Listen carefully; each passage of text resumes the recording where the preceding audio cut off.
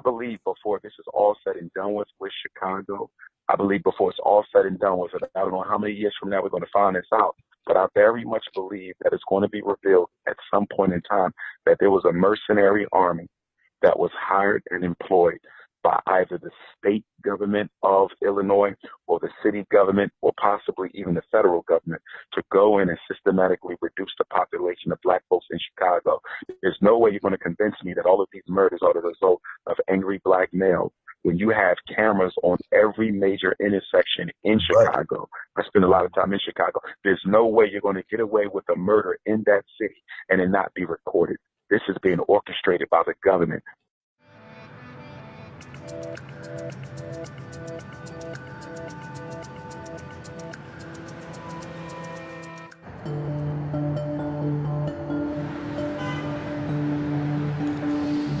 On August 1st, police raided a mini-mart in Chicago for allegedly selling counterfeit sports jerseys. Irma Rodriguez Gonzalez, the store's cashier, was the only person there.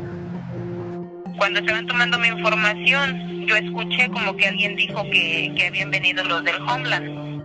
Although the Chicago Police Department led the raid, they brought along 2 ICE agents. Me dijo que le enseñara yo mi green card. Entonces yo le dije pues que no tenía. Irma is from Mexico, but she's lived in the US for 25 years. She has 3 American-born kids and no criminal record. Her arrest was exactly the kind of thing that's not supposed to happen in a sanctuary city like Chicago. Erendira Rendon witnessed the raid from the window of her office across the street. She's a DACA recipient who works at a nonprofit that helps immigrants in the neighborhood. Pilsen's been an immigrant community since it got started, and since about the 70s, it's been primarily a Mexican immigrant community. So something like the raid that happened at the mini-mart, what does it mean for something like that to happen in a neighborhood like this? It's something that's incredibly scary, and so I think that this just makes it like, what's the difference between the police and what's the difference between ICE? And we've been working towards trying to make that distinction very clear, and moments like these just completely haze it out. Why is it important in an immigrant community like this for there to be a division between the police and ICE? So if I feel that calling the police is going to lead to my deportation, my detention or my family's detention, why would I do that? Officials in Chicago were outraged by Irma's arrest. The police even put out a statement saying they were, quote, not happy about it. But what happened in the mini-mart was not a mistake. It was the result of a loophole built into Chicago's sanctuary law, and nearly every law like it in the country. The typical sanctuary city, like Chicago, forbids police from working with ICE on immigration enforcement. But it doesn't forbid them from collaborating on criminal investigations. That leaves the door open for task forces that include both police and a department of ICE called Homeland Security Investigations, which deals with transnational crimes like selling counterfeit goods. That's what got the mini-mart in Chicago in trouble, and a case is pending against the store's owner. Now, Democratic officials are taking a harder look at this loophole. Alderman Daniel Solis is one of the biggest champions of sanctuary in Chicago. He helped push the law through the city council and is now part of a team that makes sure undocumented people have access to city services. The mini-mart raid happened in his district. I didn't know that these task forces existed, and we should have known that.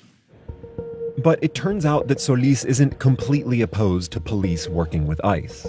What can we do to prevent, in my opinion, innocent people being this quote-unquote collateral damage that happened in this instance? That's the problem we have to solve. Do you trust ICE to make the distinction between good people and bad people? Under a different administration or previous administration, yes. But we have the administration we have.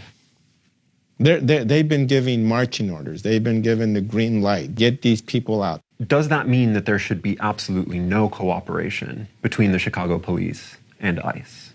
I don't want it on my head that we prevented the Chicago police from cooperating with a task force that is focused on finding terrorists. If a terrorism task force or a gang task force includes ICE, it is likely to pick up undocumented people who just happen to be where they go, right? That's just the case under this administration.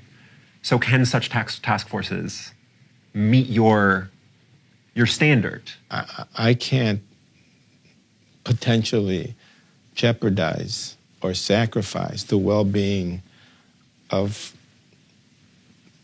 other people, other families within a community to say we're going to prioritize undocumented individuals.